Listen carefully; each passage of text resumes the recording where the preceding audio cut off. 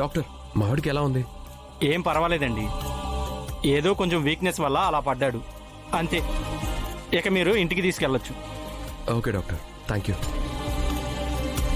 పద. అవును, మరి నువ్వు కాంపిటీషన్ దగ్గర ఉండాలి కదరా. నువ్వు పడి చచ్చావని నేనే వాడికి ఫోన్ చేసి పిలిపించాను. అయితే కాంపిటీషన్ అయిపోయిందా? లేదురా, ఇంకా జరుగుతూనే ఉంది.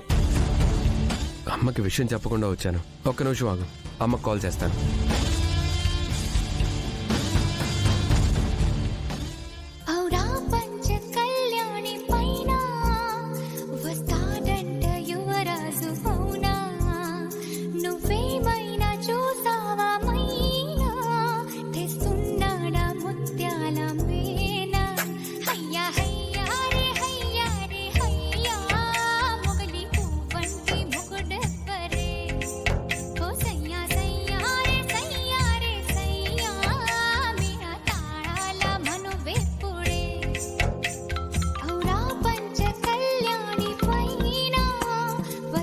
ఏంట్రా, ఎక్కడికి వెళ్ళిపోయావు?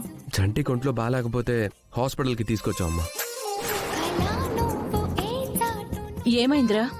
నువ్వేం టెన్షన్ పడకు, బానే ఉన్నాడులే. వీడు కళ్ళు తిరిగి పడిపోతే నానమ్మ కంగారు పడి తీసుకొచ్చిందంట.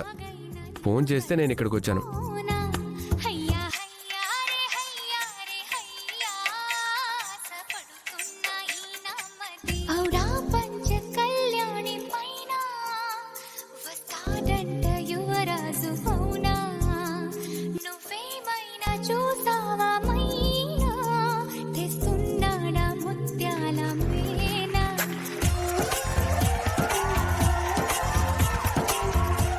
అమ్మా, ఇప్పుడు అక్కడ పాట పాడుతుంది ఎవరు?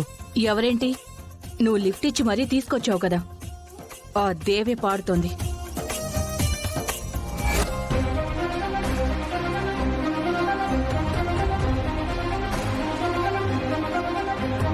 అది అది ఆ దేవి గొంత?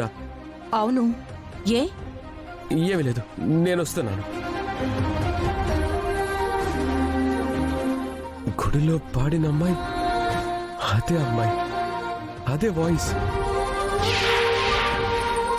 అంటే నేను లిఫ్ట్ ఇచ్చిన అమ్మాయి నేను వెతుకుతున్న అమ్మాయా?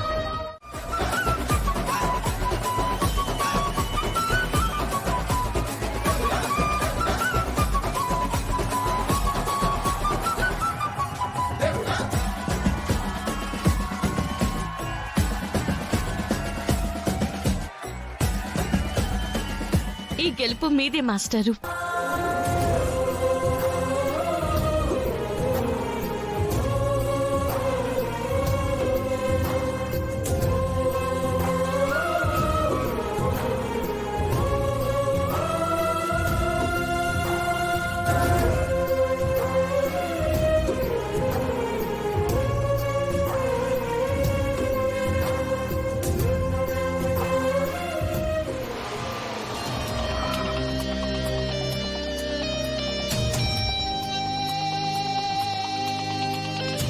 మమ్మీ, చరణ్, ఇప్పుడు ఎలా ఉంది వాడికి? ఏం పర్లేదమ్మా.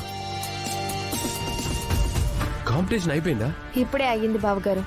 ఎవరు గెలిచారు?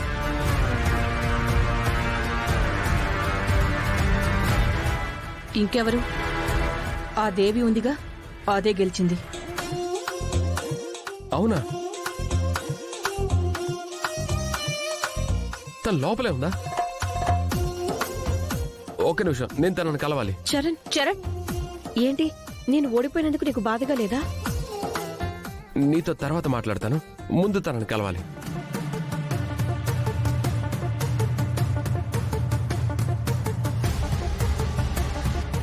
ఏంటంటే తనని కలవాలని చెప్పి బావగారు అంత ఎగ్జైట్ అయిపోతున్నారు.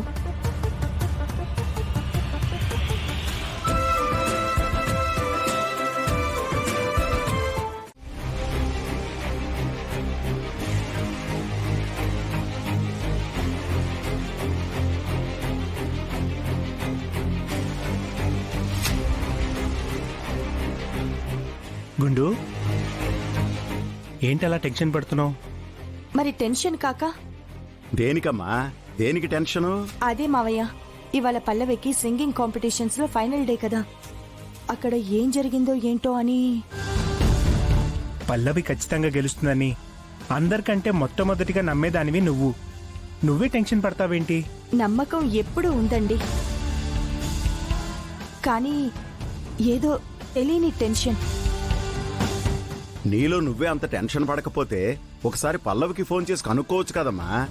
ఫోన్ చెయ్యాలనే అనుకున్నాను మావయ్య, కానీ కాంపిటీషన్ హడావిడి కదండి. తన పరిస్థితి ఎలా ఉందో తెలియదు కదా. నాకేంటి, బ్రహ్మాండంగా ఉన్నాను.